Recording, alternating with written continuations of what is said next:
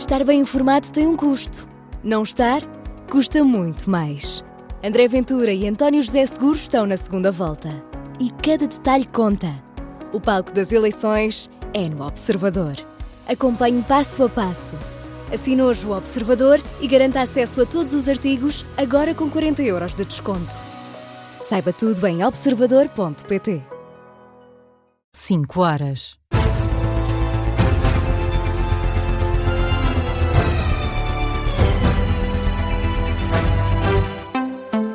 Bom dia, o meu nome é Martim Madeira, vamos ao Jornal das 5 da manhã. Começamos pelo mau tempo. O Plano Nacional de Emergência da Proteção Civil foi ontem ativado no território nacional devido à previsão de agravamento do cenário de risco para pessoas e bens nos próximos dias. A medida foi aprovada por unanimidade na primeira reunião extraordinária de 2026 da Comissão Nacional da Proteção Civil, um encontro que foi presidido pela Ministra da Administração Interna, Maria Lúcia Amaral, relativamente mesmo a esta depressão que tem assolado todo o país. Dizer apenas que, por agora, a pior parte da tempestade e da chuva já passou por Portugal, está-se neste momento a dirigir para a Espanha e que agora as piores partes estão mesmo só um bocadinho na zona do Porto, de Braga. Lisboa já não tem qualquer tipo de chuva, apenas está-se a dirigir para o país vizinho.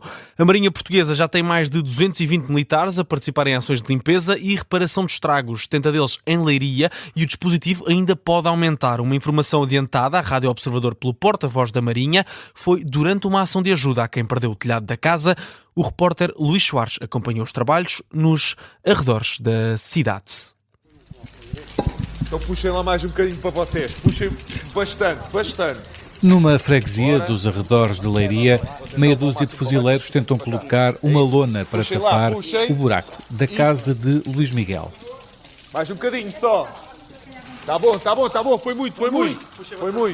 Caiu uma chaminé dentro da sala.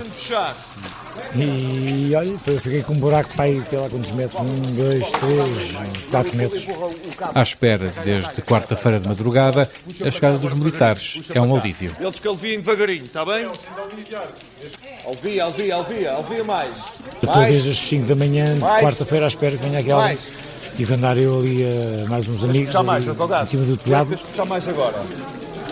Não resolve, mas fica um bocadinho mais tranquilo. Exatamente, agora sim fica melhor, porque pus aquela lona, mas estava a acender mesmo dentro de casa.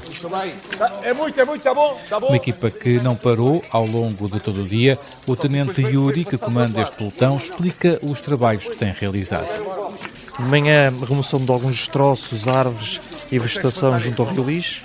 E agora, no período da tarde, atividades como esta estamos agora a observar, de primeira intervenção, alguns remendos em habitações que foram muito fustigadas pela tempestade, e nosso apoio é numa tentativa de ajudar a população, dar alguns cuidados para evitar que os danos aumentem. Para já são mais de 200 os militares da Marinha mobilizados por causa da passagem da tempestade, 70 só em Leiria, mas podem vir a ser mais, como admite o porta-voz Ricardo Sagranja. Tendencialmente irá aumentar. Neste momento estão 220 militares mobilizados, com especial enfoque aqui no município de Leiria, com 70 militares, e também com um enfoque muito grande junto às margens do rio Mondego e do rio Tejo. Para já as atenções dividem-se entre os trabalhos de limpeza e reconstrução depois da tempestade da semana passada e a prevenção de situações de cheias. Está bem. Puxem lá. A reportagem do jornalista Luís Soares em Leiria, que esteve a acompanhar os trabalhos da Marinha Portuguesa. O mau tempo também foi tema nas eleições presidenciais. André Ventura critica a resposta do governo aos prejuízos causados pela tempestade. O candidato presidencial lamenta que do pacote financeiro aprovado apenas uma pequena parte seja destinada à reconstrução das casas das famílias portuguesas. Num dia dedicado exclusivamente à gestão política da tempestade, André Ventura voltou a apontar a mira quase em exclusivo ao ainda Presidente da República e ao governo Miguel Viterbo Dias. Depois de uma pausa para o combate político, regresso ao guião dos últimos dias. Poucas horas depois de Luís Montenegro ter anunciado mais medidas de resposta aos danos provocados pelo mau tempo, André Ventura resumiu. Hoje eu acho que foi dos piores dias da história do nosso governo, francamente. À chegada aos bombeiros voluntários de Vila Verde, o candidato presidencial confundiu-se novamente com o líder da oposição. Temos que começar a ser exigente com os nossos. É que falharam na prevenção, falharam na mobilização de meios, Falharam em coisas básicas como... reparem, nós temos que andar a distribuir e vamos querer distribuir mais lonas porque o Estado nem se preocupou sequer em ajudar as pessoas a cobrir os telhados das suas próprias casas. Mas diz o que faria se estivesse no Palácio de Belém. Faria uma chamada ao Primeiro-Ministro a dizer isto. Dizer, olha, Sr. Primeiro-Ministro, se é para isto que estamos a contar consigo, então hoje ficou bem claro que não podemos muito contar consigo. E eu sempre tive esta lógica. Os políticos devem ou fazer ou sair da frente para deixar que os outros façam. E ainda... Era trazer o Primeiro-Ministro, pegar nele, pô-lo à janela e dizer assim, olha o que é que está a acontecer. Está a ver o tempo que está lá fora? Acha que estas pessoas podem estar à espera de vistorias, de CDRs? Sr. Primeiro-Ministro, nós precisamos de ação agora. Nós temos que ter um país de ação. André Ventura, que na corrida presidencial apenas se distanciou de Seguro para dizer que será um chefe de Estado de ação, dedicando críticas mais fortes ao ainda titular do cargo. Quis ter alguma proximidade que se materializou numa proximidade simplesmente de afetos. Ora, o país não vive de afetos, não é? As pessoas que estão sem telhado não vão pôr o afeto no telhado. As pessoas que estão sem acesso a comida, a internet, a luz, a água, não vão beber afeto. O candidato presidencial do Chega, num dia passado entre quartéis de bombeiros, no distrito de Braga. Miguel Viterbo Dias, jornalista do Observador, que está a acompanhar a campanha de André Ventura. António José Seguro diz que Ventura é um risco para a democracia e defende que os portugueses o devem repudiar. Uma acusação feita ontem pelo candidato a Belém, em entrevista à SIC. Seguro falava especificamente da questão da desinformação promovida por André Ventura. A desinformação não ajuda a democracia, pelo contrário. É considerada uma das maiores ameaças. Certo. E houve um estudo recente que demonstrou que 85% da desinformação e das falsidades que existem na internet se devem precisamente a André Ventura. Portanto, o país tem que ser claro no próximo dia 8, tem que repudiar esta situação. É por isso que tanta gente apoia a minha candidatura. Porquê? Porque quer defender esse chão comum, que é um chão de decência, que é um chão de consideração. Nós podemos ter opiniões diferentes, mas considerar-nos. Não precisamos de andar a lançar mentiras, falsidades nas redes sociais e, sobretudo, muitas das vezes não dar a cara. António José Seguro, em entrevista ontem à SIC, durante o dia de ontem, António José Seguro voltou a pedir uma vitória convincente contra André Ventura, mas recusou dizer por quanto.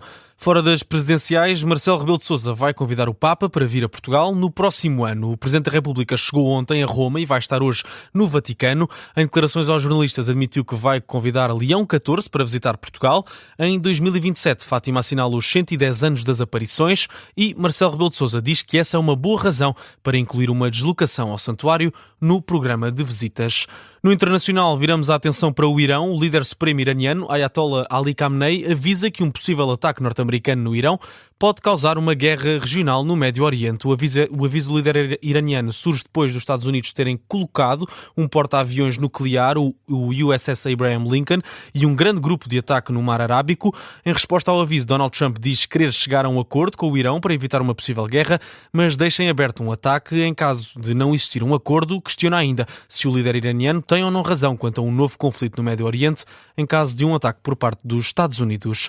E no desporto, o Benfica empatou ontem a 0 em casa do Tondela, uma partida a contar para a jornada 20 do campeonato. No final, o treinador das Águias, José Mourinho, diz que a equipa merecia ganhar pela forma como jogou. A equipa respeitou o jogo, jogou para ganhar, fez tudo para ganhar, merecia ganhar, não ganhou, mas como eu dizia agora mesmo aos jogadores no balneário, eu não acuso ninguém de falhar golos. E foi a única coisa que nós fizemos de negativo, foi falhar tanto o golo. Em algumas situações nem se trata de falhar, trata-se de um guarda-redes que foi justamente eleito o melhor em campo. Fizemos tudo para ganhar, não conseguimos. As declarações de José Mourinho, onde elogiou o guarda-redes da equipa adversária, que foi o melhor em campo, depois do empate a 0 com o Tondela. O Benfica está em terceiro lugar, a 12 pontos à condição do primeiro lugar, e a 5 do segundo lugar, o Sporting, que venceu o Nacional em Alvalade por 2-1. O Sporting adeitou-se no marcador apenas na segunda parte, com um gol de Pedro Gonçalves aos 72 minutos. 4 minutos depois, aos 76, o Nacional empatou a partida com um gol de Alan Núñez, mas já para lá dos descontos, aos 90+6, o Sporting consegue a vitória com obra de Luís Soares de calcanhar a dar o triunfo aos Leões. Na flash interview, Rui Borges deixou elogios à equipa do Nacional, mas admite que apesar da falta de inspiração, a vitória foi justa. Tivemos algumas dificuldades ao longo de todo o jogo nessa inspiração que nos faltou. A vontade e a crença existe sempre nesta equipa e é demonstrativo isso. Agora defrontámos uma boa equipa, acreditamos até ao fim, acabámos por tudo, tivemos algumas oportunidades, finalizamos também não da melhor forma, por o que fizemos. Mesmo com toda a falta de inspiração que tivemos, acho que acaba por ser justo a vitória, difícil, mas justa. As declarações do treinador do Sporting à Sport TV depois da vitória por 2-1 frente ao Nacional da Madeira. Os Leões mantêm-se no segundo lugar do campeonato, a 5 pontos de distância à condição do líder Porto, que hoje entra em campo. Os Dragões visitam o Casa Pia em Rio Maior. Na antevisão, Francesco Farioli não quis fazer contas sobre o futuro e mostrou-se apenas focado no jogo de hoje. O treinador do Porto, na antevisão da partida desta segunda-feira contra o Casa Pia, o pontapé de saída está marcado para as 8h45, um jogo com relato aqui na Rádio Observador. Ponto final neste jornal. As notícias voltam à Rádio Observador às 5h30 da manhã com a síntese de notícias. Até já.